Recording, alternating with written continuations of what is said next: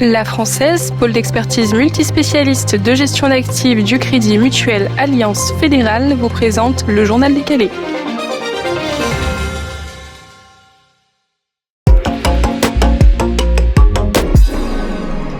Jean-François, on va commencer par une question. Où sont les femmes ? Vous allez vous dire, quel rapport avec la gestion de patrimoine ? J'ai passé la dernière semaine pas mal de temps sur le terrain à la rencontre des CGP et j'ai été étonné par le peu de femmes dans les différentes audiences.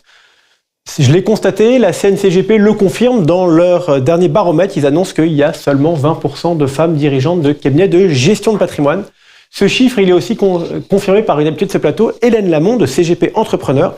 Elle a aussi seulement 20% de femmes à la tête de ces 250 cabinets adhérents à son groupement.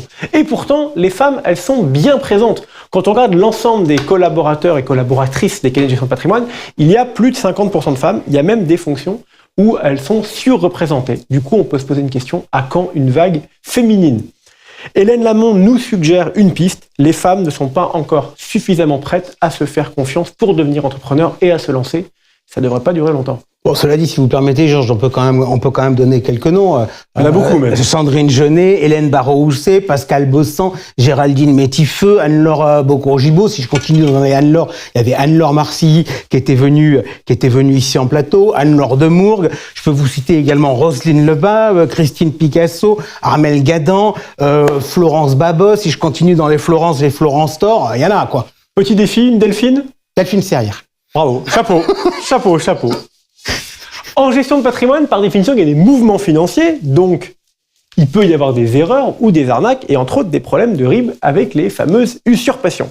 Dans ce cas, le plus simple, c'est essayer de faire porter le chapeau à la banque. On se dit que la banque est riche, donc la banque, elle va rembourser. Et la Cour de cassation nous aide là-dedans avec un arrêt qui a été rendu le 15 janvier 2025.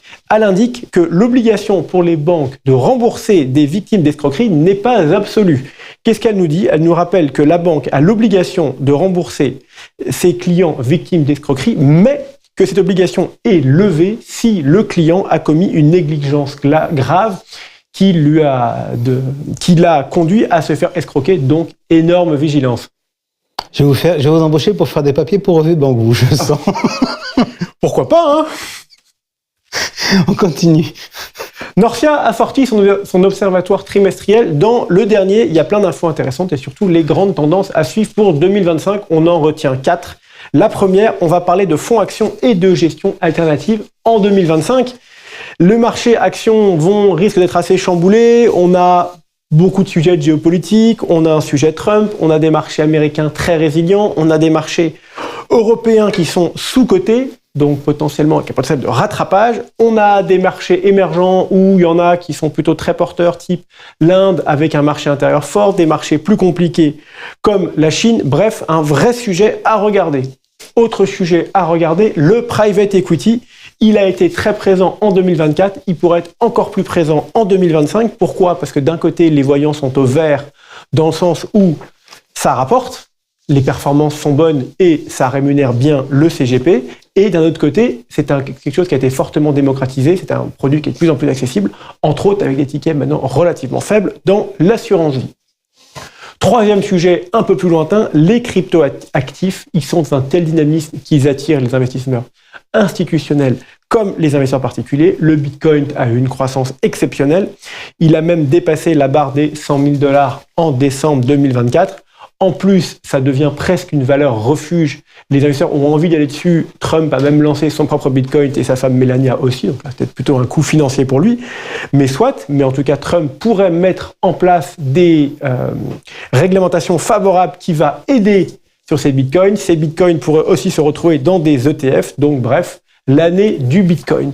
Dernier sujet, certainement l'année du retour de l'immobilier, une valeur refuge qui demande une sélection de plus en plus rigoureuse.